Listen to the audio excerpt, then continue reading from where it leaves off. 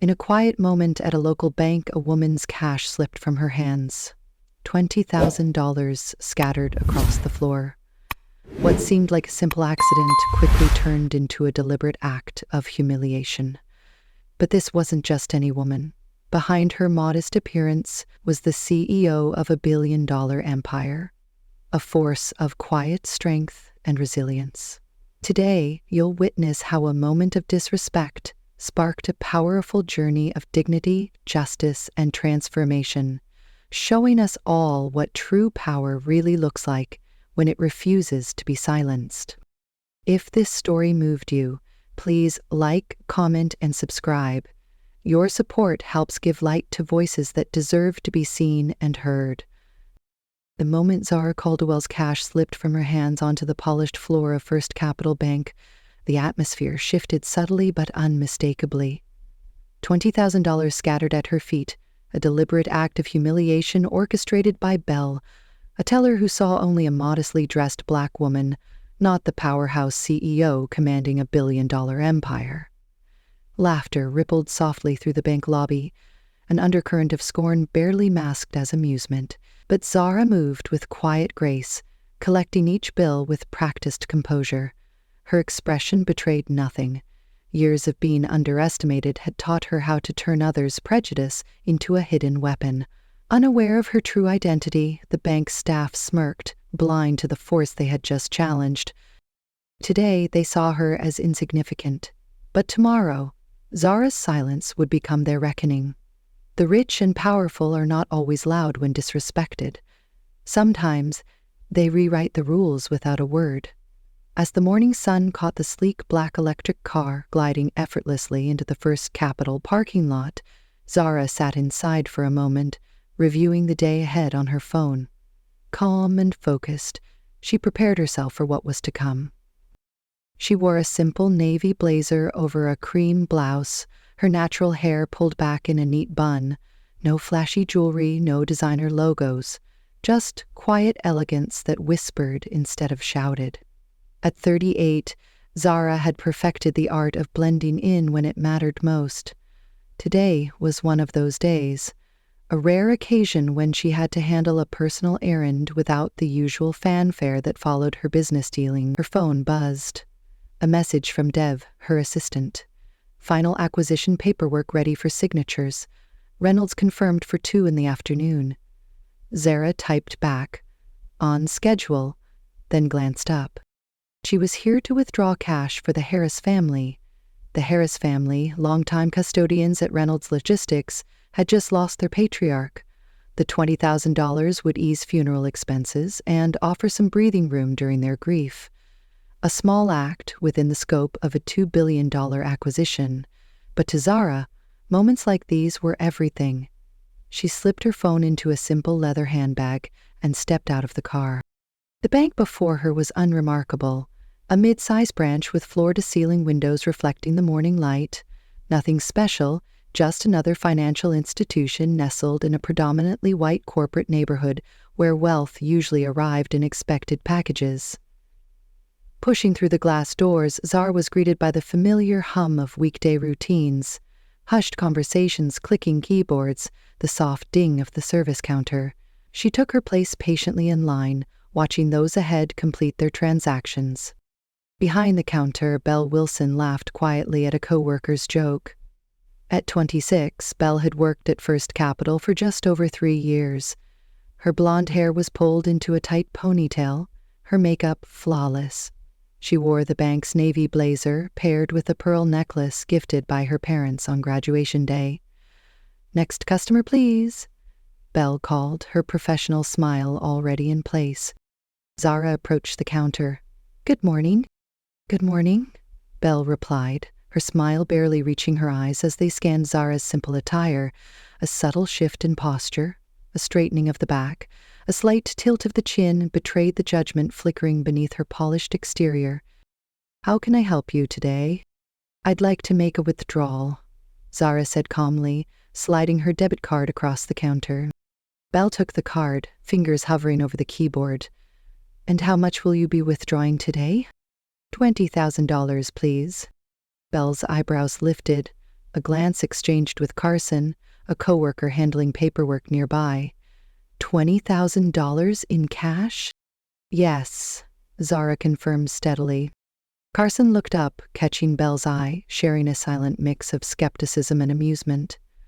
Belle turned back to Zara, her tone now tinged with exaggerated patience. "I'll need to see your ID, please." Zara reached into her bag, producing her driver's license and placing it beside the debit card. Belle examined it closely while Zara noticed the bank manager, Glenn Atwood, watching from his glass-walled office. His gaze lingered a moment before returning to his screen. "And what will this be for?" Belle asked, her voice implying the question was more than routine. "Personal matters," Zara replied simply. Belle's lips pressed thin. "I'll need to process this through our system. We don't typically keep this much cash on hand at individual teller stations." "I understand," Zara said, watching as Belle began the request. Her phone buzzed again. A message from Dev. Reynolds' legal team wanted to discuss last-minute contract terms before signing. Should she inform them of any delay? Zara replied swiftly, "No delay. She'd be there."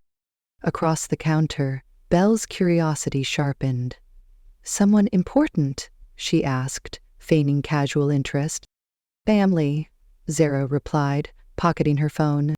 The system verified Zara's account balance, one that would have made Belle blink twice, but instead of processing smoothly, Belle frowned.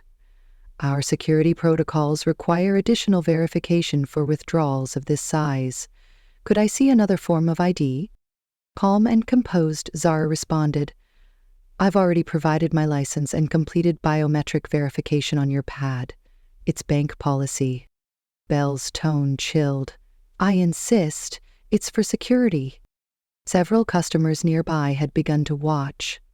Zara reached into her bag again, producing her passport. Belle took it with exaggerated scrutiny, then glanced toward Carson, who smirked. "I suppose this will do," she said, sliding it back across the counter.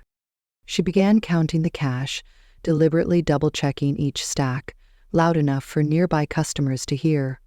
"$20,000 is quite a sum," she said pointedly. "I hope you have somewhere safe to keep it." "I do, thank you," Zara replied, voice steady, betraying no emotion.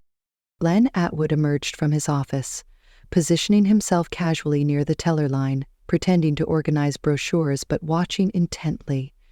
He made no move to intervene, his expression a mix of curiosity and assumption. Finally, Belle finished counting the last bills. She tapped the stacks against the counter to align them, then slid the cash toward Zara with a flick of her wrist, so forceful the bills tumbled over the edge and fluttered to the floor. A hush fell over the lobby. "Oh, my Belle!" exclaimed, hand to her mouth, barely masking a smile. Carson stifled a laugh. A young intern nearby giggled openly. Zara stood perfectly still for a beat, eyes locking with Belle's. Then, with deliberate calm, she knelt and began gathering the scattered bills. Whispers erupted immediately. A man in line checked his watch impatiently. Another teller leaned over, whispering to Carson, who snickered. As Zara picked up the last bill, she noticed a man in a sharp charcoal suit, watching her from the waiting area. Unlike the others, his expression was troubled, lips pressed into a grim line. Their eyes met briefly before he looked away, discomfort clear. Zara stood, neatly stacking the bills and placing them carefully in her bag. She looked directly at Belle. "Thank you," she said, her voice quiet but unmistakably firm. Belle's smile faltered. "You're welcome. Have a nice day," Belle replied, her tongue clipped. Zara walked across the lobby with measured steps, back straight, head held high. She pushed through the glass doors into the bright morning sun, aware that several pairs of eyes followed her. What she didn't see was the man in the charcoal suit, still watching intently, brow furrowed, lost in thought. He followed her out of the bank, a shadow in a sharp charcoal suit.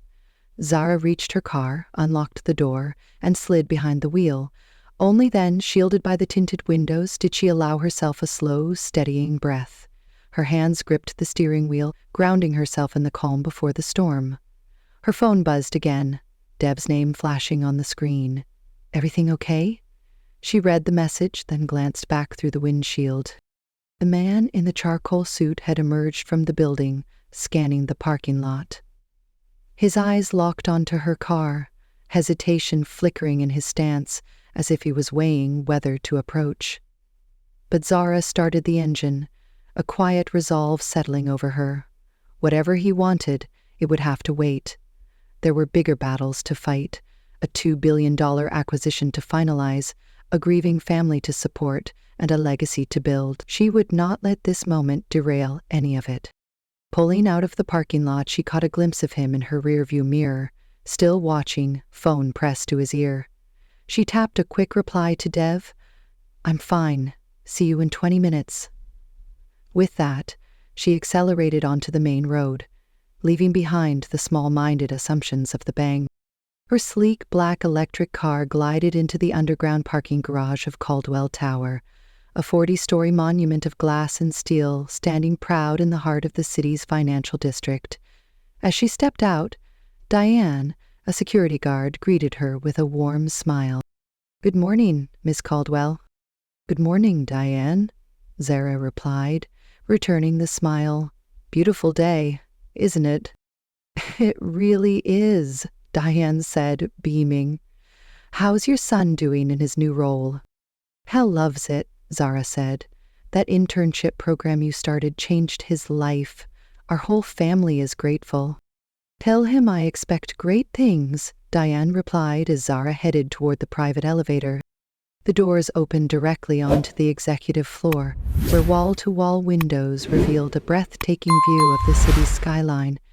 The reception area gleamed with understated elegance, a glass wall etched with Caldwell Innovations in silver script. Waiting for her was Dev Thompson, tablet in hand, his expression a mixture of relief and concern. "You're cutting it close," he said, falling into step beside her. "The Reynolds team is already setting up in the main conference room." "I made a stop," Zara said, handing him her bag. "There's $20,000 in cash. Have Melissa deliver it to the Harris family with my condolences. Discreetly. I don't want them to feel like it's charity." Dev nodded, tapping notes on his tablet. "Final acquisition paperwork is on your desk. Legal says everything's in order, but they want you to review Section 7B, something about transition timelines." Zara entered her office, a spacious room with minimalist furnishings. One wall was dedicated to family photos and meaningful mementos, her mother's law degree, her father's first patent, and her own graduation cap from Wharton. She set her phone on the desk and took a deep breath, letting the familiar surroundings wash away the lingering tension from the bank. "The Reynolds board is nervous," Dev continued. "Their stock dropped 2 points overnight. They're worried we might leverage that to renegotiate terms." "We won't," Zara said firmly, scanning the documents before her. "This partnership is about long-term vision, not short-term gains." Dev hesitated. "There's something else. Peter Langdon requested a private meeting before the signing. Off the books." Zara's interest piqued. Peter Langdon was one of Reynolds Logistics' most influential board members, conservative, traditional, and notoriously difficult to impress. "Did he say why?" she asked. "No, but he seemed unsettled." A soft knock interrupted them. Both turned to see a tall man with silver temples standing in the doorway. The same man in the charcoal suit from the bank. "Mr. Caldwell," he said steadily, though his eyes betrayed discomfort. "I hope I'm not intruding." Zara maintained her professional composure, mentally connecting the dots. "Mr. Langdon, I wasn't expecting you until the signing meeting." "I apologize for the surprise," Peter said, stepping inside. "But after what I witnessed this morning, I felt compelled to speak with you privately." Dev glanced between them, sensing the tension. "Should I give you the room?" "That would be helpful, thank you," Peter replied. Zara gave Dev a slight nod. He exited, closing the door behind him. Peter stood rigid, discomfort evident. "Miss Caldwell, I was at First Capital Bank this morning. I saw what happened." Zara gestured toward the chairs across from her desk. "Please, sit down, Mr. Langdon." He took a seat, hands clasped tightly in his lap. "I want to apologize, not just for the teller's behavior, which was inexcusable, but for my own inaction. I should have said something." Zara studied him carefully. "Why didn't you?" The question caught him off guard. He shifted uneasily. I don't have a good answer. Maybe shock? Or the ingrained habit of not wanting to make a scene?" "Now you know what silence does," Zara said simply. The words hung heavily between them. Peter's expression shifted as the weight of her statement settled in. "Yes, I suppose I do." Zara leaned back. "Mr. Langdon, may I ask, why did you follow me from the bank?" "When I realized who you were," he began. "When did you realize?" she interrupted. He looked uncomfortable again. "Only after you left. I overheard Manager Atwood telling a teller they had just disrespected Zara Caldwell of Caldwell Innovations. The teller laughed it off, but Atwood seemed concerned." Zara nodded slowly. "And you followed me because you're ashamed," Peter admitted. "Ashamed of what happened? Of my failure to intervene, and because I feared it might affect our partnership. I separate personal slights from business decisions," Mr. Langdon said. "So do I typically," Zara replied. "But this wasn't a slight. It was a public humiliation. Clearly influenced by—" She paused. "You can say it," Peter said quietly. "Race, gender, perception," Zara finished. Peter nodded. They were interrupted by a buzz from Zara's phone. She glanced down. Security footage saved. "What should I do, Rosa?" Zara set the phone face down. "Mr. Langdon, I appreciate your concern and apology, but what happens next isn't about you, me, or that teller. It's about patterns and consequences." "What do you intend to do?" he asked. "My job," Zara said. "Today, that means finalizing a $2 billion acquisition that will benefit both our companies and addressing the bank incident." Her expression stayed neutral. "I haven't decided yet." Back at First Capital, the morning rush had eased. Glenn Atwood called Belle into his office, closing the door behind them. "Do you have any idea who that was?" he asked, low and intense. Belle rolled her eyes. "Some woman trying to act important. What's the big deal?" "Though was Zara Caldwell, CEO of Caldwell Innovations. Net worth over $300 million, Glenn said sharply. Belle's expression faltered. "No way. She didn't look like what?" "Like a CEO. A millionaire," Glenn cut her off. Belle shifted uneasily. "I just meant she was so plain, no fancy clothes or anything." Glenn ran a hand through thinning hair. "Delete the security footage from this morning. All of it. If she files a complaint, I don't want any record." "Belle," he snapped. "Just do as I say." Outside the office, Rosa Martinez, a newer teller with 3 years' experience, overheard everything. On her break, she slipped into the security office and copied the footage to a secure drive. The discrimination she'd witnessed weighed heavily on her conscience. Something told her this footage should not disappear. Later that afternoon, Zara stood alone in her private office bathroom, staring at her reflection. She thought of her mother, Alpha Caldwell, who had passed 5 years ago, a civil rights lawyer turned community advocate. Alpha had taught her what real power meant. "Let them laugh," Alpha's voice echoed in her mind. "Let them underestimate you. Let them show who they truly are. Until they learn better." Zara touched the small pendant around her neck, her mother's favorite, a simple gold disc engraved with the word dignity. A knock at the door pulled her from her thoughts. Dev stood outside, concern etched on his face. "Are you okay?" "After what happened with Langdon?" "I'm fine," Zara assured him. "But I need your help with something else." A teller from First Capital, Rosa Martinez, reached out. "She has footage of this morning's incident." Dev's eyes widened. "What kind of incident?" "The kind that shows who people really are when they think no one important is watching." Zara looked him in the eye. "I need you to meet with her, verify the footage, and then we decide, go public or stay silent. What's your instinct?" Zara considered for a moment. The Reynolds acquisition would make headlines on its own. If word of the bank incident leaked, it could overshadow everything. "But sometimes silence protects the wrong people," she said. Dev nodded. "There's something else you should know. I did some digging on First Capital. 3 Reynolds board members, including the chairman, sit on the bank's regional advisory committee." That shifted everything.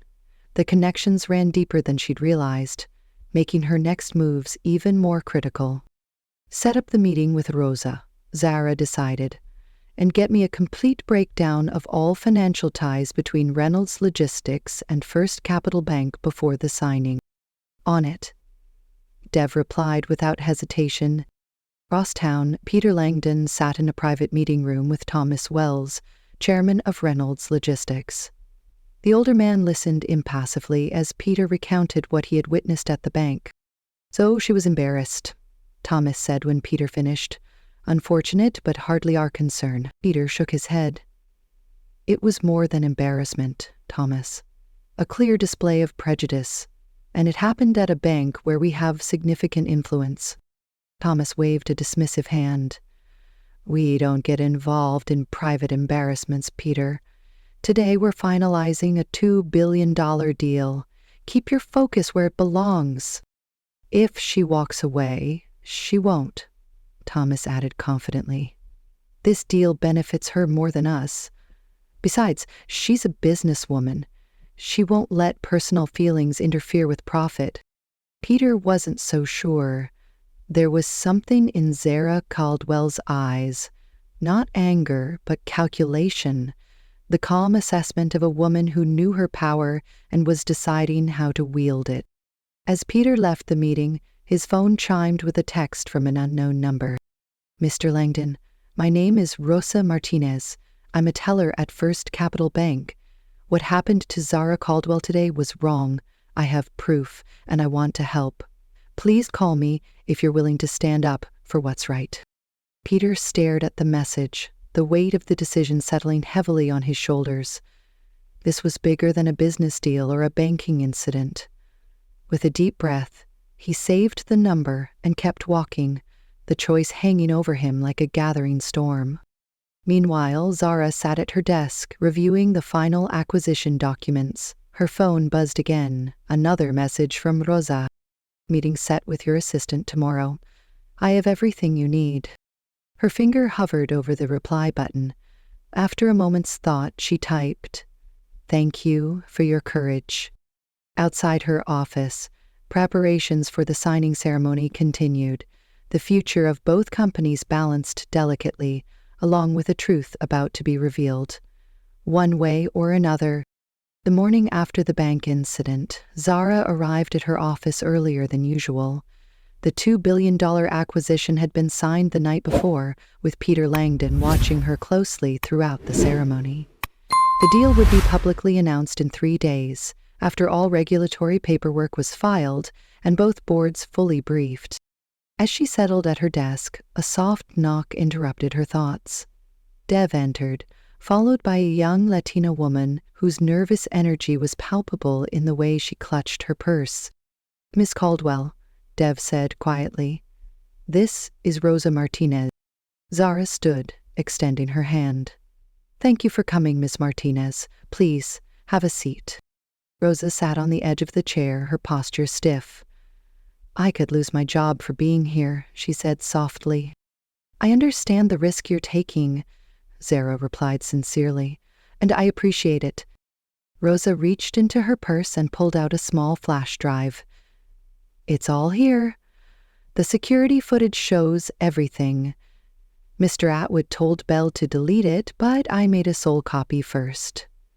She placed the drive carefully on Zara's desk.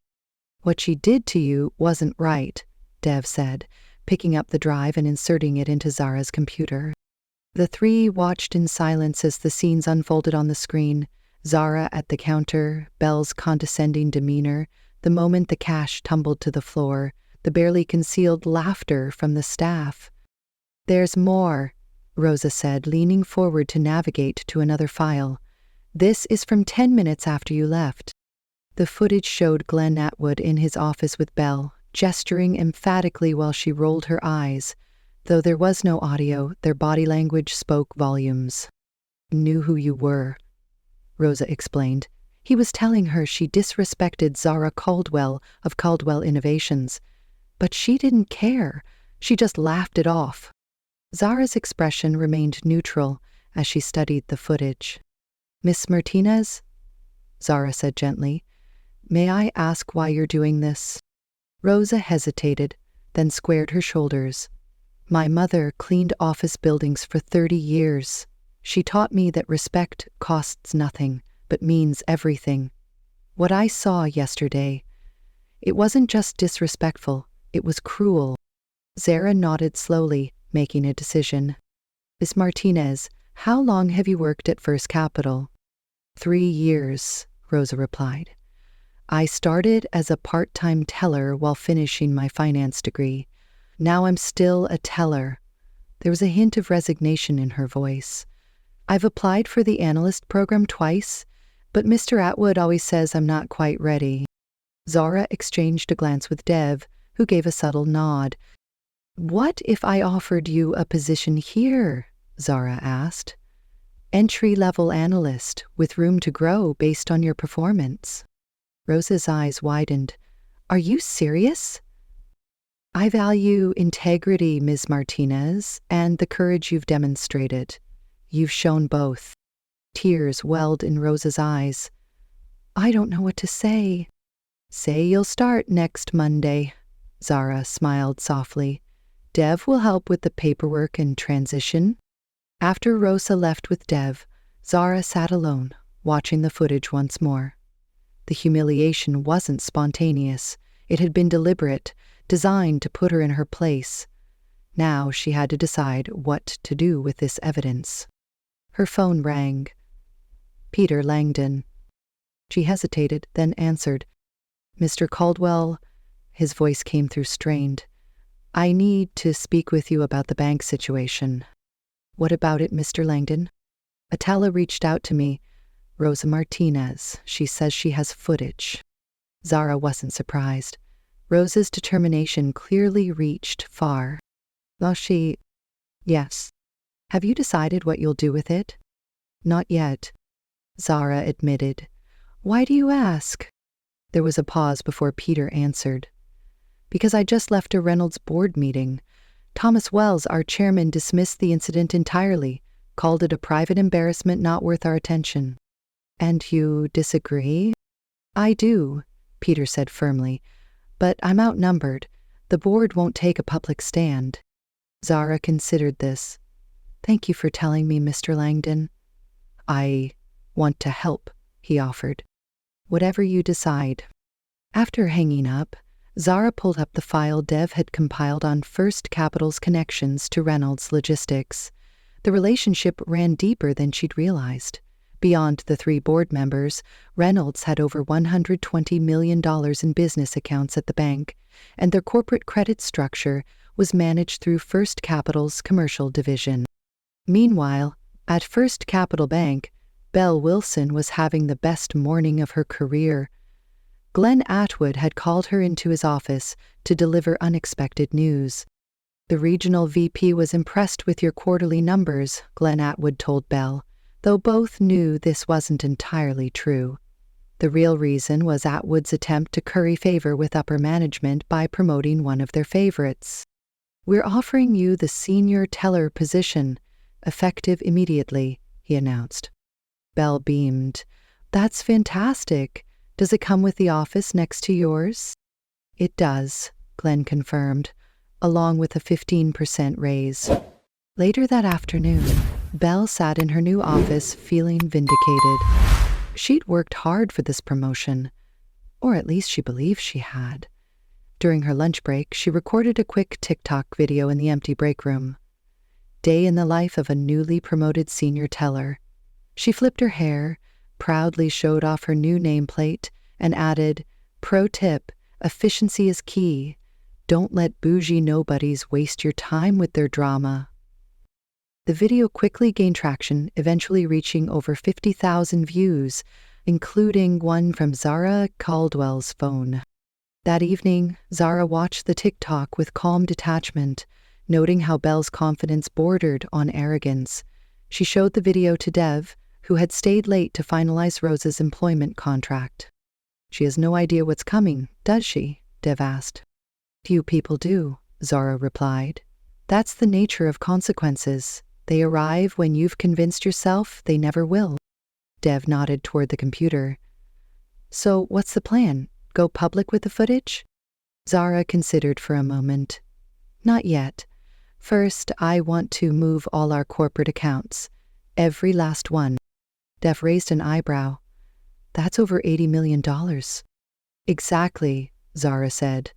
"I want it done quietly but thoroughly. And I want it completed on the same day the Reynolds acquisition is announced." "That's going to cause waves," Dev warned. "Sometimes," Zara said firmly, "the most powerful statement is a silent one." Over the next 2 days, Dev and Zara's financial team worked discreetly to prepare the transfer of all Caldwell Innovations accounts from First Capital Bank. Nothing would happen until Zara gave the word, but when she did, the withdrawal would be immediate and complete. Meanwhile, Peter Langdon couldn't shake his discomfort with the situation. He called an informal meeting with 3 Reynolds board members he thought might be sympathetic. "We need to take a stand," he argued. "If this footage goes public, our association with First Capital will damage our reputation." "Thomas would never approve," said board member William Turner. "He and Glenn Atwood have gone back 30 years. "Then we approach him together," Peter insisted. "Make him understand the potential fallout." The meeting with Thomas Wells went exactly as Peter had feared. The chairman remained unmoved. "You're overreacting, Peter," Thomas said dismissively. "Banks have difficult customers every day. It's hardly our concern how they handle them." "Zara Caldwell wasn't a difficult customer," Peter countered. "She was subjected to deliberate humiliation because of how she looked." Thomas waved a hand impatiently. "The deal is signed. She got what she wanted. This will all blow over." Peter left the meeting frustrated but determined. That evening he called Zara. "They won't budge," he told her. "Not unless something forces their hand." "Something will," Zara assured him, though she offered no details. The morning of the announcement arrived. The business world buzzed with rumors about the Caldwell-Reynolds deal. Financial analysts predicted a market surge for both companies once the acquisition was confirmed. At Caldwell Tower, Zara dressed with particular care, a tailored charcoal suit that conveyed power without ostentation. Around her neck, her mother's pendant hung close, the simple gold disc engraved with dignity. Dev met her in the lobby. "Everything's ready. The press release goes out at 10 a.m. Our financial team is standing by for your signal on the account transfers and the other matter." Zara asked, "Rosa starts officially on Monday?"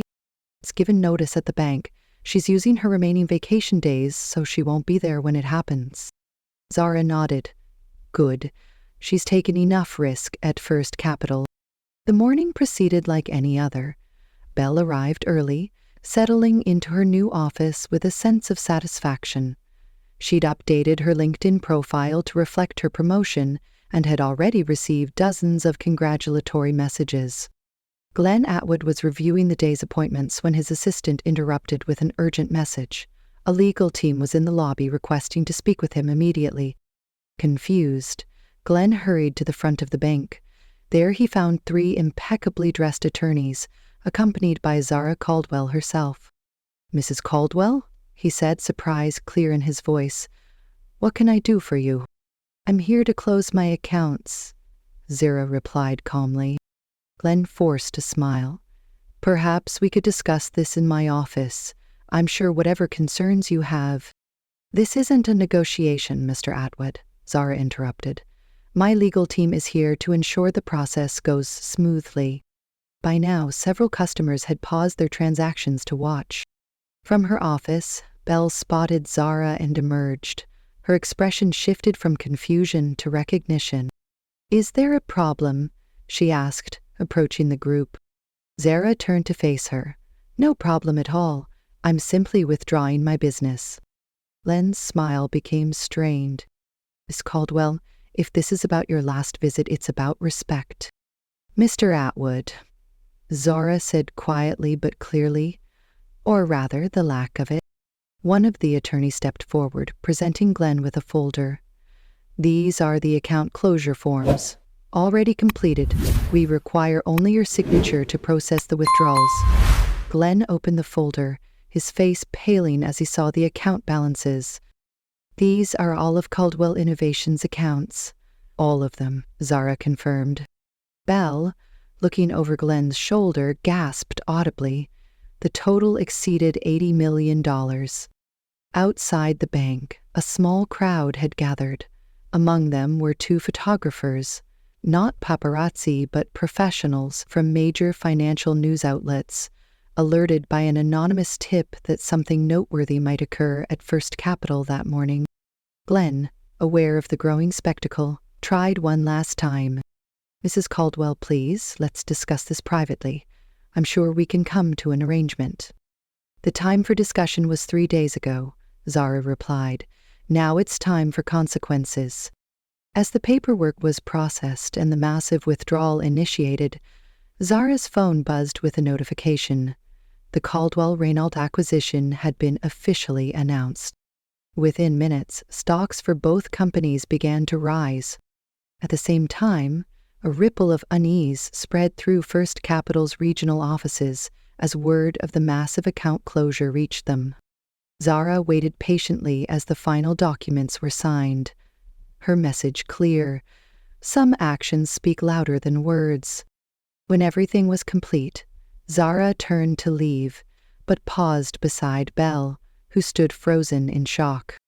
Respect costs nothing, Zara said quietly, her voice steady but sharp. But the lack of it? It just cost you $2 billion. Without another word, she walked out of the bank, her legal team close behind. Photographers captured the moment for posterity, images that would flood financial publications later that day, sparking speculation about why Caldwell Innovations had abruptly severed ties with First Capital Bank. By afternoon, First Capital's stock had begun to slide. Investors, sensing trouble but unaware of the details, started selling shares off as a precaution. Peter Langdon watched it all unfold from his office. When news of Zara's account closures reached him, he made his decision. Drafting a formal letter of resignation from the Reynolds board, he cited ethical differences with leadership. Before submitting it, he made a call to a senior editor at the Wall Street Journal, a woman he'd known for years. "Vanessa," he said when she answered, "I have a story you'll want to hear." By the next morning, what began as a private incident had exploded into a public spectacle. Rosa's video footage, anonymously uploaded to social media, spread like wildfire across platforms. The hashtag #RespectCostNothing began trending nationally. Financial news outlets, initially focused on the Caldwell-Reynolds acquisition, scrambled to cover the bank story. The contrast was stark and powerful. Zara Caldwell, the CEO who had just orchestrated a $2 billion deal, had been publicly humiliated at a local bank while trying to withdraw her own money. At Caldwell Tower, Zara maintained her usual schedule, attending meetings and conference calls as if nothing unusual was happening. But behind the scenes, her communications team monitored the swelling media storm. "Stories are everywhere," Dev reported, showing her headlines on his tablet. Financial Times, Wall Street Journal, Bloomberg, they were all running it. Zara nodded, scanning the coverage alongside First Capital's response. Nothing official yet, Dev added, but their stock dropped 12% at opening. Investors are panicking. At First Capital Bank, panic had indeed set in. Glenn Atwood was summoned to an emergency meeting with regional executives. Belle, meanwhile, frantically tried to distance herself from the incident. She deleted her TikTok video, but it was too late. Users had already recorded and reposted it. Her smug comments about bougie nobodies now played in stark contrast to footage of her shoving Zara's cash off the counter. Desperate, Belle began deleting emails and messages related to the incident. She was in the middle of purging her computer when Glenn entered, his face ashen. "They want to see all communications about the incident," he said tightly. "Regional is sending an investigative team." Belle's eyes widened. "I was just organizing my files." "They're not idiots," Glenn snapped. "Deleting evidence only makes this worse." "Evidence of what?" she protested. "It was an accident. The money slipped." Lynn stared at her in disbelief. "The video shows exactly what happened. You did it deliberately. And now the whole world can see." As they argued, the bank's marketing team scrambled to draft a statement to control the damage. First Capital Bank holds itself to the highest standards of customer service. We are aware of the video circulating online and take these matters seriously. We are conducting a thorough internal review and will take appropriate action. We regret any inconvenience to our valued customers. The statement, posted to the bank's social media accounts, only fueled outrage. Comments flooded in, criticizing the generic response and demanding accountability.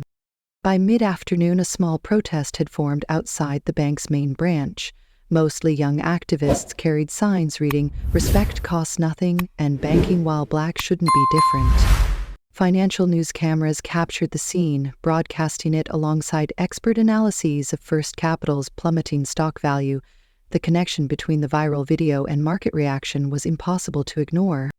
In her downtown apartment, Rosa watched the coverage with a mix of satisfaction and anxiety. Her phone hadn't stopped buzzing either. Messages from former colleagues at the bank ranged from supportive to accusatory. A knock at her door startled her. When she opened it, a courier handed her a package from Caldwell Innovations. Inside was a note from Zara. "Your desk is ready. Monday can't come soon enough." Beneath the note lay a new laptop and employee badge. Rosa held them close, tears welling in her eyes. For the first time in years, she felt her career had real direction. That evening, Peter Langdon's resignation from the Reynolds board hit the news cycle, not as a quiet departure, but as a statement. He granted an exclusive interview to Wall Street Journal reporter Vanessa Harper. "I witnessed the incident personally," he told her, his words now printed for millions to see. "When I brought my concerns to the board, they were dismissed. Sometimes silence is complicity. I couldn't remain silent any longer." The article detailed Peter's account of the bank incident, his failed attempts to convince the Reynolds board to take a stand, and his decision to resign on principle. Thomas Wells, Reynolds' chairman, was livid. He called Peter directly after the article's publication. "You've made a serious mistake," Thomas warned. "This board doesn't tolerate disloyalty." "No," Peter replied calmly. "The mistake was watching discrimination happen and doing nothing about it. I can live with my decision, Thomas. Can you?" At Caldwell Tower, Zara called an emergency board meeting to address the fallout. Unlike the Reynolds board, her team was unified in their support. "The market response has been overwhelmingly positive," reported Naomi Franklin, Caldwell's CFO. "Our stock is up 17% since the acquisition announcement. The bank incident, rather than overshadowing the deal, has actually amplified public interest in our company." Zara turned to Mark Whitman, her chief counsel. "What about legal implications?" she asked. He shook his head. "None that concern us. You withdrew your money legally. You haven't made any public accusations of discrimination. Everything you've done is above board." "Some Media outlets are suggesting we should sue, board member Elise Thornton noted. Zara shook her head. We don't need to drag them. We're already miles ahead. After the meeting, Zara asked Ev to stay behind. She noticed he seemed distracted, occasionally wincing when he shifted in his chair. Are you all right? She asked gently. Dev hesitated before answering. Just some back pain, nothing serious. Zara studied him carefully. How long has this been going on? A few weeks, he admitted quietly. The doctor says it's just stress. She didn't press further but made a mental note to follow up. Dev had been her right hand through every major challenge. His well-being mattered far beyond his professional value. At First Capital, the internal investigation had begun. Employees were called one by one into meetings with HR representatives and legal counsel. Most claimed they couldn't recall the incident clearly or insisted they weren't directly involved. When Rosa's absence was noticed, a search of her employee records revealed something alarming. 3 formal complaints she had filed over the past year, documenting instances of racial insensitivity by staff members, including Belle Wilson. Where weren't these addressed? Demanded Jennifer Hayes, the regional HR director, brought in to manage the crisis. Glenn Atwood shifted uncomfortably. They seemed minor at the time. Jennifer's expression hardened. 3 documented complaints from a single employee is never minor, Glenn. It establishes a pattern. As the investigation continued, more details emerged. Rosa wasn't the only employee who'd raised concerns about Belle's behavior. 2 other tellers and a loan officer had reported similar experiences, all people of color. By evening, First Capital's damage control strategy shifted. Regional executives decided sacrifices were necessary to salvage the bank's reputation. Glenn Atwood was summoned to a video conference with the bank's president and several board members. The message was clear. His position as branch manager was now untenable. We need to demonstrate decisive action, the president explained. The public needs to see that we take this seriously. Glenn protested. I've given 15 years to this bank. You can't just throw me under the bus for one incident. This isn't about one incident, a board member said coldly. It's about a culture you allowed to develop under your leadership. Afterward, Glenn drove to Belle's apartment, hoping to discuss a unified strategy. He found her in tears, surrounded by social media printouts and hate mail. They're destroying my life over nothing, she sobbed. People are calling me a racist. They're sending me death threats. Glenn felt a flicker of sympathy, but was overshadowed by self-preservation. HR wants to meet with you tomorrow, he said. They're offering a separation package, resignation with 2 months severance in exchange for a non-disclosure agreement. Belle looked up, eyes wide with disbelief. They're firing me after promoting me 3 days ago? It's the best offer you'll get, Glenn said tiredly. I'm being forced to resign too. That's not fair, Belle protested. I'm not signing anything. I'll tell everyone how the bank is throwing us under the bus to save themselves. Glenn sighed. Do what you want, but remember the video speaks for itself. No one's framing you for something you didn't do. He left her apartment feeling decades older than when he'd arrived. His career, built over 15 years of dedicated service, had collapsed in less than 48 hours. The next morning, Belle rejected the separation offer. Instead, she recorded a video statement from her car, posting it directly to her social media accounts.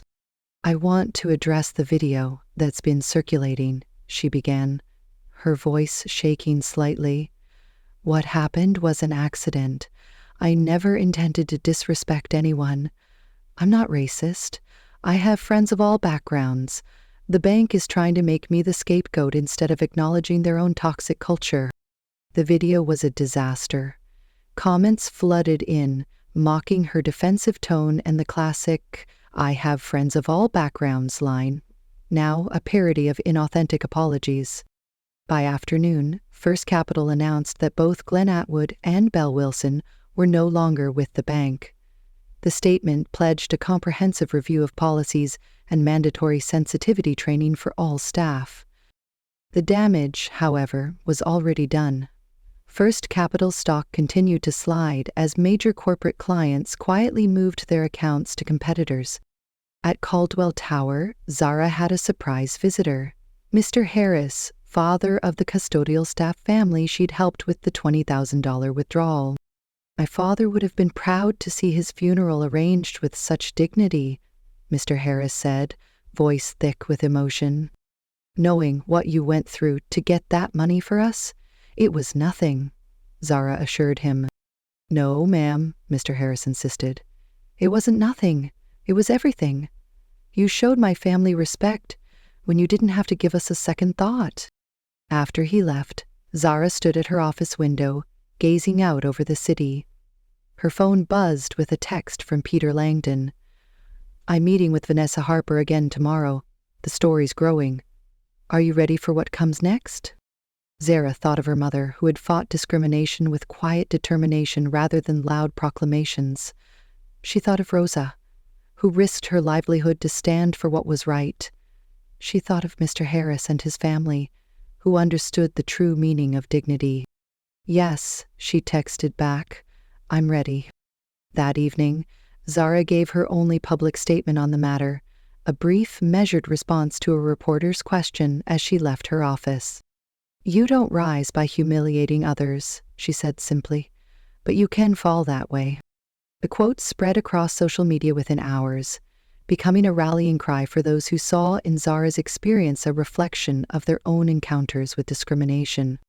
By nightfall, respect costs nothing and you don't rise by humiliating were trending nationally. The story had transcended business news to become a cultural moment, a reckoning not just for one bank or one teller, but for the subtle biases shaping countless daily interactions. Through it all, Zara Caldwell maintained her composure, her dignity, and her focus on the future. She had not raised her voice once, but her power had been heard everywhere. 1 week after the incident at First Capital Bank, the story showed no sign of fading from public consciousness. If anything, each new development fueled greater interest and outrage. Early Monday morning, Zara arrived at Caldwell Tower to find Dev waiting with a troubled expression.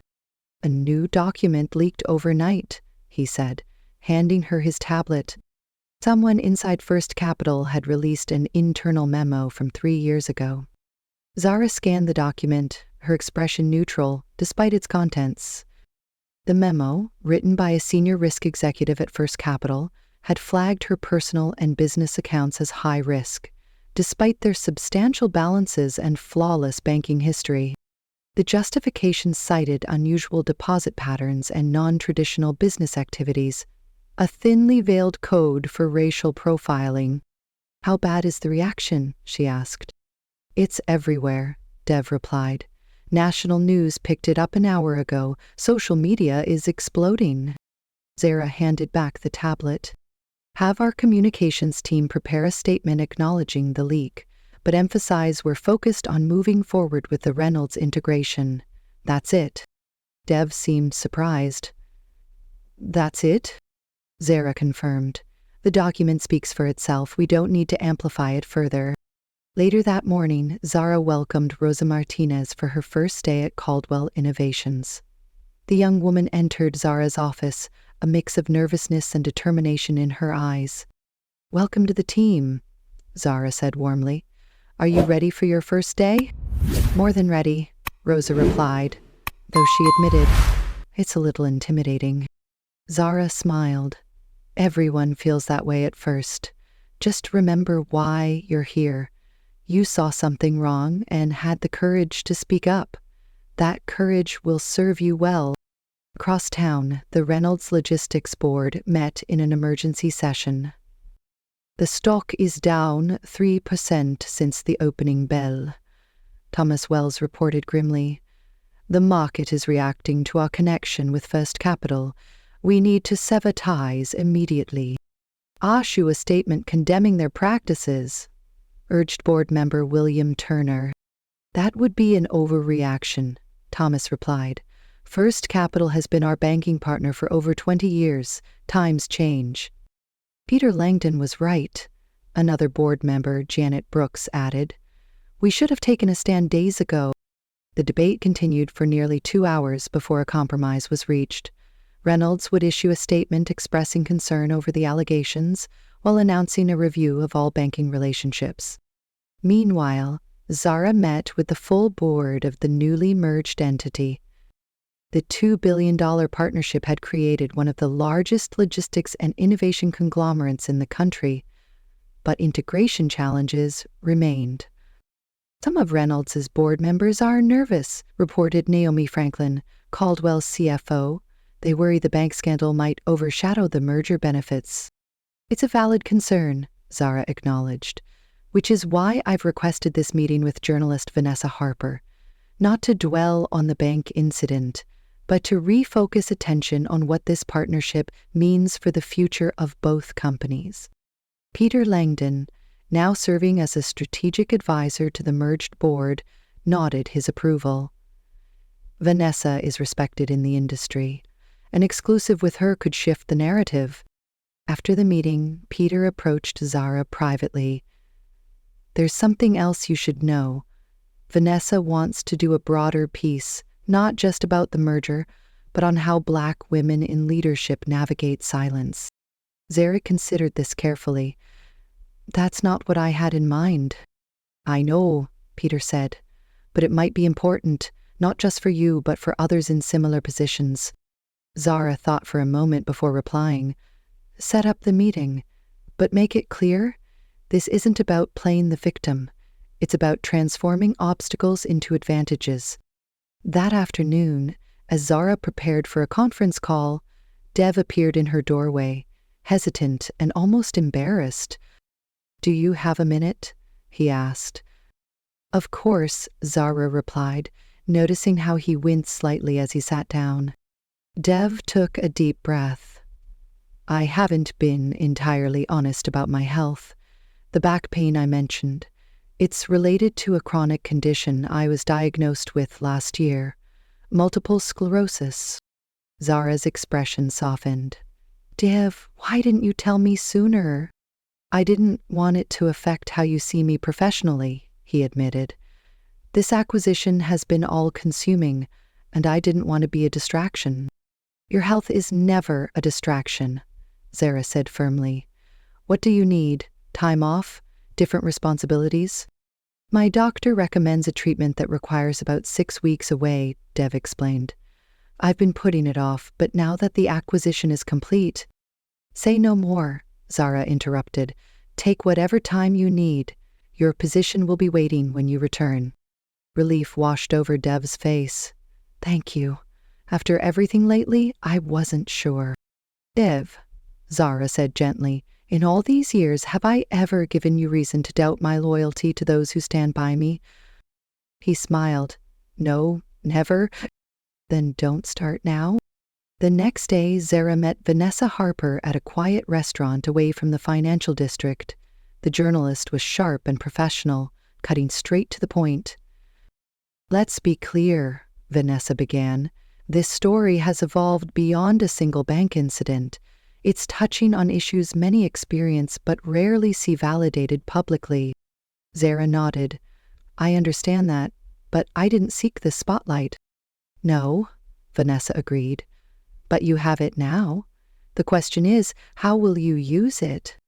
Their conversation shifted to Zara's early career, the challenges she faced, not only as a Black woman but as one who refused to conform to expectations. I was often the only Black person in the room, let alone the only Black woman, Zara recalled. In meetings, my comments would be ignored, then repeated by someone else minutes later to enthusiastic reception. How did you handle that? Vanessa asked. I learned to use it, Zara replied. While they were busy ignoring me, I was watching, listening, gathering information they didn't realize they were giving away. I turned invisibility into an advantage. Vanessa scribbled notes. Did you ever confront them directly? Occasionally, Zara said. But I found proving them wrong was far more effective than telling them they were wrong. As their interview continued, across town, Rosa's story was gaining traction. A local news outlet had learned of her role exposing the bank incident and requested an interview. Initially hesitant, Rosa agreed after Zara assured her it was her choice. "I was scared," Rosa admitted to the reporter. "I have a 5-year-old son, Matteo. No savings. I couldn't afford to lose my job. But I also couldn't stay silent when I saw someone humiliated just because of how they looked." The story published that evening portrayed Rosa as a courageous single mother who risked everything to stand against discrimination. The public response was immediate and overwhelmingly positive, praising her as an unsung hero. Meanwhile, Belle Wilson faced the harsh consequences of her actions. After rejecting the bank's separation offer and posting her defensive video, she had become the face of entitlement in countless news segments and social media posts. Desperate to rehabilitate her image, she contacted a crisis management firm. Their assessment was blunt. She needed a genuine apology and to disappear from public view for at least 6 months. Instead, Belle doubled down. She appeared on a conservative podcast, portraying herself as a victim of cancel culture and political correctness run amok. "It was just money falling on the floor," she insisted. "Now I'm portrayed as a monster. I've been doxxed and threatened. I can't even leave my apartment." The backlash was swift and merciless.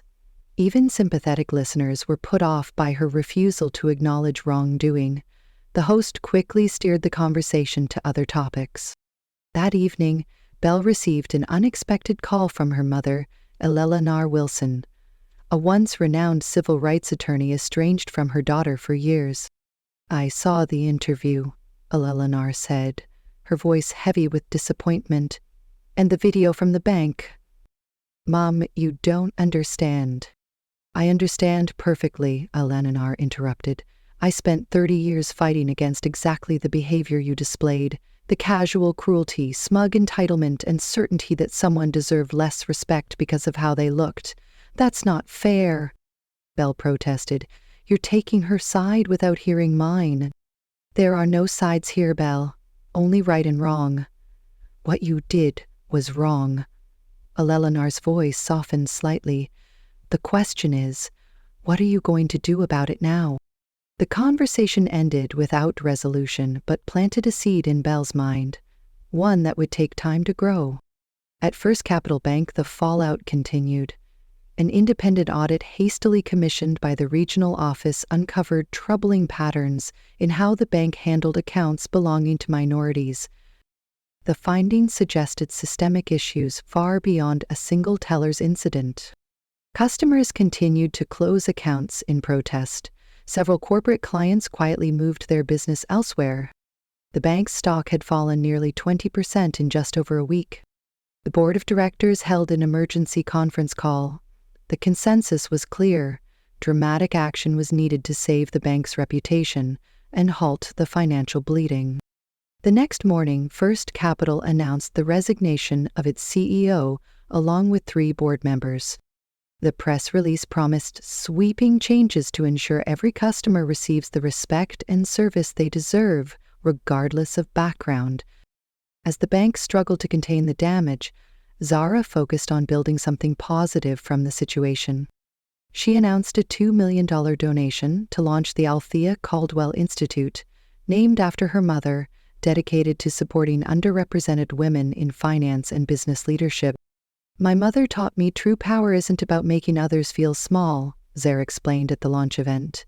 "It's about elevating those who haven't had the same opportunities." The Institute would offer scholarships, mentorship programs, and professional development resources. Among its first initiatives was a fellowship program for working mothers pursuing MBA degrees, with Rosa Martinez announced as one of the inaugural recipients.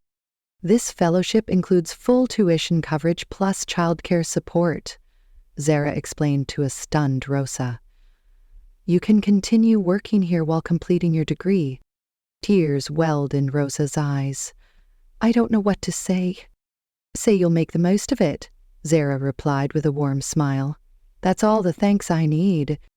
News of the institute spread quickly, drawing praise from business leaders and social activists alike. Donations poured in from companies eager to associate with the initiative and with Zara Caldwell's growing influence. Meanwhile, federal regulators quietly launched an investigation into First Capital's practices, focusing on potential discrimination in their account monitoring systems and hiring policies. Though not yet public, rumors of the probe further damaged the bank's standing in financial circles. As the week drew to a close, Zara received a handwritten letter from Peter Langdon. Zara, what I witnessed at the bank that day changed me, but not as much as watching how you responded to it. You showed me that true leadership isn't about speaking the loudest, but about acting with purpose and integrity, especially when others fail to do so. You've changed how I lead, how I listen, and how I teach my son. For that, I cannot thank you enough. With respect and gratitude. Peter. Zara folded the letter carefully and placed it in her desk drawer. The message reminded her that sometimes the greatest impact comes not from grand gestures, but from staying true to one's principles when tested. That evening, as most employees had gone home, Zara made an unexpected visit to First Capital's corporate headquarters. Not the branch where the incident occurred, but the offices where interim leadership struggled to chart a way forward. She requested the meeting privately, with no press or attorneys, just a conversation between business leaders. Interim CEO Patricia Anderson greeted her with obvious apprehension. Ms. Caldwell, I appreciate you coming, though I must admit I am surprised you wanted this meeting. Sometimes it's important to look each other in the eye, Zara replied evenly, especially after a storm. For the next hour they discussed not the past incident, but the future, how the bank might genuinely reform its culture, what meaningful change would look like, and the long road to rebuilding trust. As Zara prepared to leave, Patricia asked the question hanging in the air. Do you think First Capital can recover from this? Zara considered carefully. I think you need to serve quietly for a while. Let your actions speak louder than your press releases. Real change isn't announced, it's demonstrated, day after day, in ways that might never make headlines. Though private, the conversation marked a turning point. The bank would survive, but it would never be the same. And perhaps that was exactly what needed to happen. 3 weeks after the incident at First Capital Bank, Zara stood backstage at the National Business Leadership Summit, reviewing notes for the panel she was about to join. The topic, integrity and corporate culture, had been scheduled months before, but now carried unexpected weight given recent events. Moderator James Wilson approached with a warm smile. We're thrilled to have you, Ms. Caldwell. Given everything that's happened, your perspective is more valuable than ever. Zara nodded politely, already sensing where this might lead. I'm happy to contribute, she said, but I hope we'll focus on forward-looking solutions rather than rehashing recent events. Of course, James assured her, though his expression suggested otherwise. As the panel began, James wasted no time steering the conversation toward the bank incident, framing his first question around forgiveness in business relationships. Mrs. Caldwell, many have praised your restraint throughout this situation. You haven't pursued legal action or made inflammatory statements. Is forgiveness an important value in your leadership philosophy? The audience leaned forward, eager for her response. Zara took a measured breath. I think we're focusing on the wrong concept, she said calmly. This was never about revenge or forgiveness. It was about showing people who we allow to lead our institutions, our communities, and our conversations. He continued, when we tolerate small acts of disrespect, we normalize larger ones. When we reward arrogance and condescension, we shouldn't be surprised when they become cultural values. The question isn't whether I forgive what happened, but whether we collectively decide that's the standard we accept. Her response shifted the panel's tenor. Rather than dwelling on the specific incident, the discussion evolved into a thoughtful exploration of how corporate cultures are built through daily choices and silent permissions. Across town, a different reckoning unfolded. Eleanor Wilson, Belle's estranged mother and a renowned civil rights attorney, held a press conference on the courthouse steps where she'd once argued landmark cases. "I speak today not as an attorney, but as a mother," Eleanor began, her voice steady despite the emotional weight. "My daughter, Belle Wilson, was the teller in the video many of you have seen. Her actions were indefensible and reflect a failure not just of professional conduct, but of basic human decency." Reporters murmured in surprise. No one expected this public statement from a family member. "I spent my career fighting for dignity and equal treatment for all," Eleanor continued. "Seeing my own daughter become a symbol of the very discrimination I fought against has been deeply painful." She looked directly at the cameras. "I want to apologize personally to Ms. Zara Caldwell and to anyone who has experienced similar treatment." The press captured every word as Eleanor concluded, "I failed to instill in my daughter the values I hold dear. That is my burden to bear. But it is not too late for her or for any of us to learn, to grow, and to do better." The press conference made national news, adding a new dimension to a story that continued to resonate deeply. Eleanor's willingness to hold her own daughter accountable represented the kind of moral clarity missing from the bank's initial responses. Watching her mother's statement on television, Belle felt a complex mix of anger, shame, and beneath layers of defensiveness, the first genuine stirrings of remorse. Meanwhile, at Caldwell Tower, Zara met with her executive team to finalize details for the Althea Caldwell Institute's launch. What began as a $2 million personal donation had grown substantially, with corporate partners and philanthropists pledging additional support.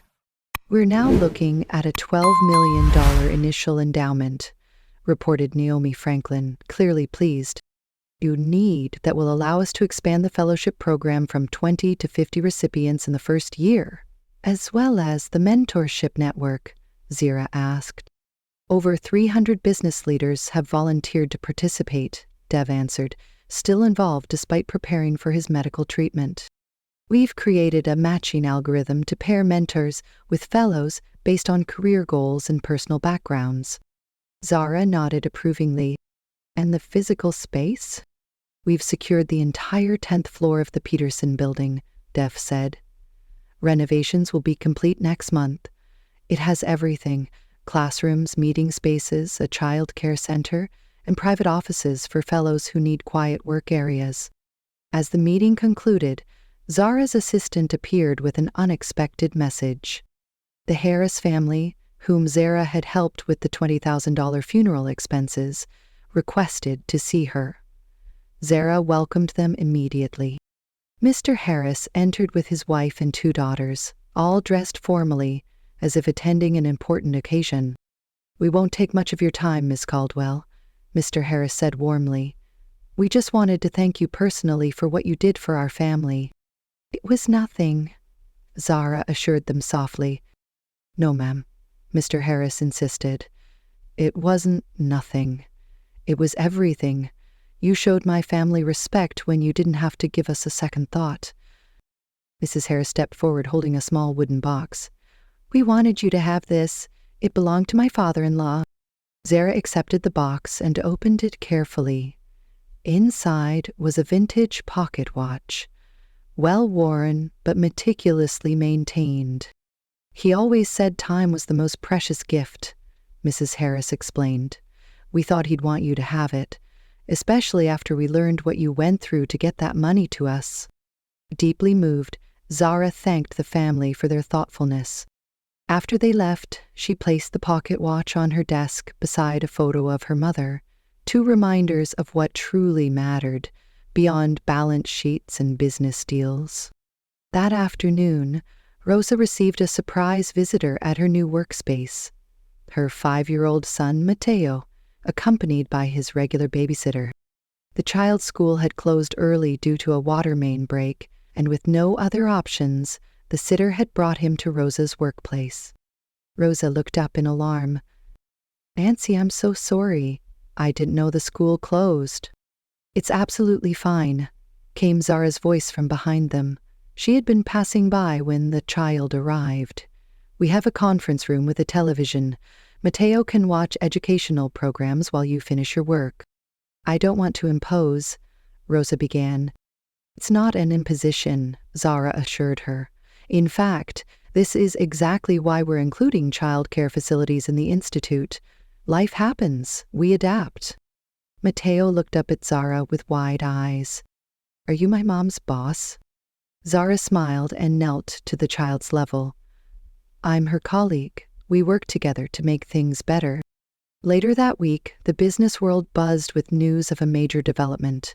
First Capital Bank was being acquired by Liberty Union, a Black-owned regional credit union with a sterling reputation for community investment and ethical practices.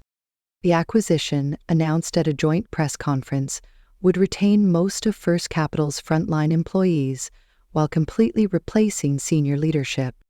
Liberty Union's CEO, Marcus Johnson, made it clear the bank's culture would undergo a fundamental transformation. "This isn't just a financial transaction," he stated firmly. "It's a reclamation. We're taking a troubled institution and reshaping it to serve all communities with dignity and respect."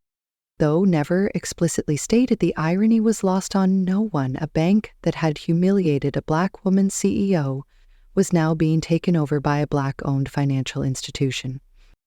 The narrative had come full circle in a way that felt both just and poetic.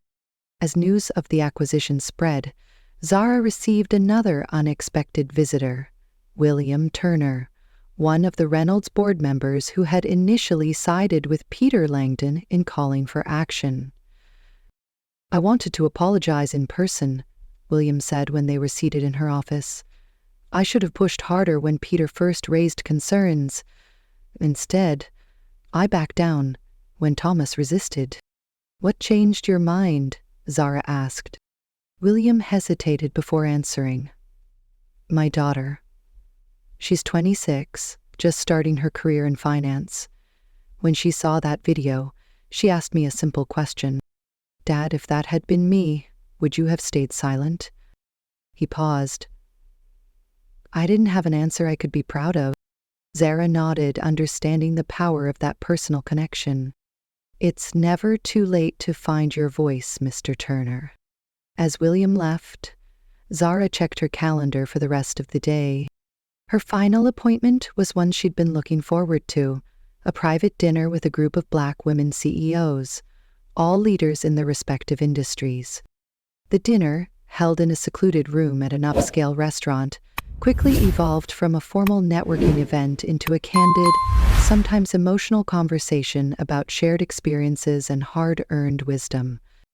"What you did, Zara, withdrawing your business without making a scene.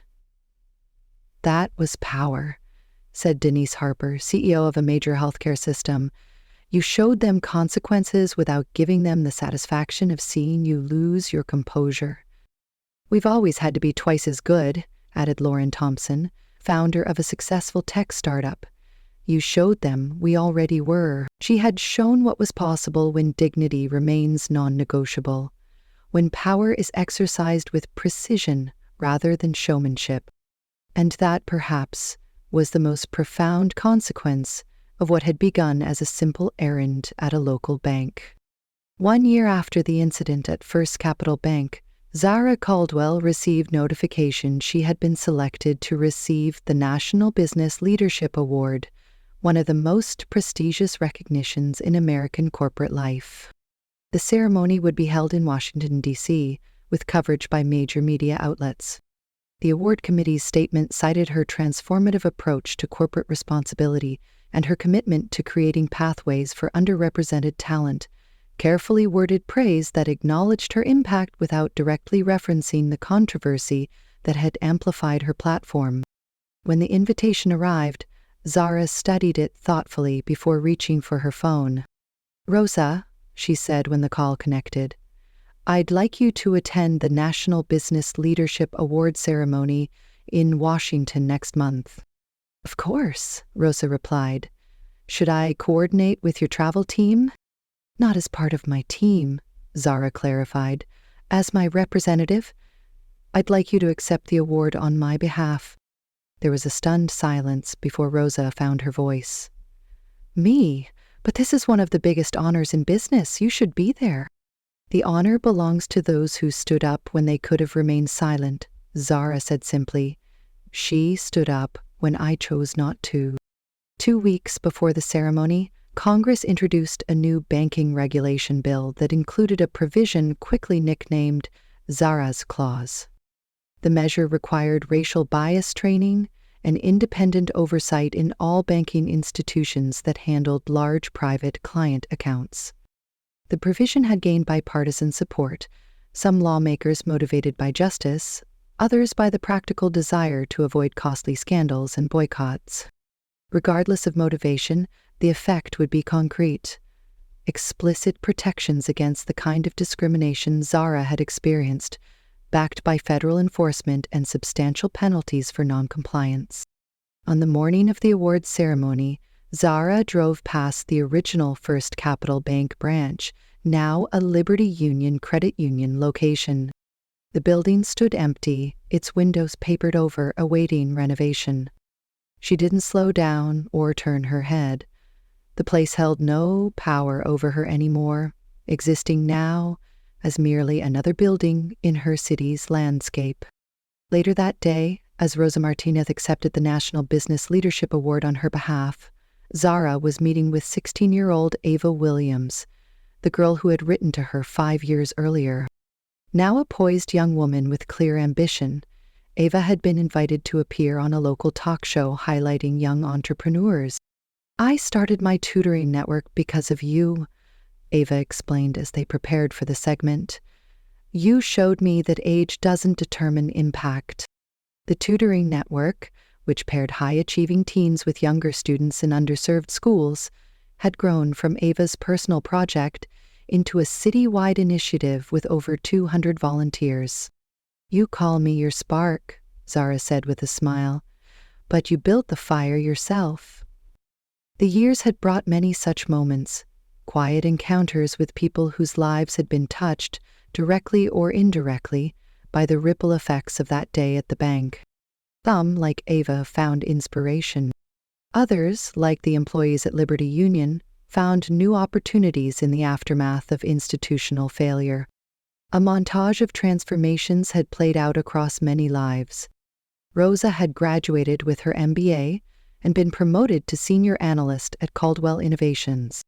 Dev had recovered from his treatment and returned as Zara's chief of staff, his condition manageable with ongoing care. The Althea Caldwell Institute had expanded internationally, with programs in 3 countries and over 200 graduates making their mark across industries. And Belle, after 2 years in retail obscurity, had found an unexpected path to redemption. With her mother's guidance, she enrolled in a social work program, eventually securing an internship with a community organization helping women transition from incarceration back into society.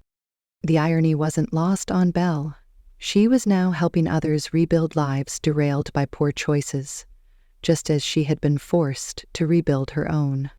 The work was demanding and often thankless, but it gave her something her banking career never had, a genuine sense of purpose. Meanwhile, Peter Langdon had channeled his experience into a best-selling book on ethical leadership titled The Weight of Silence.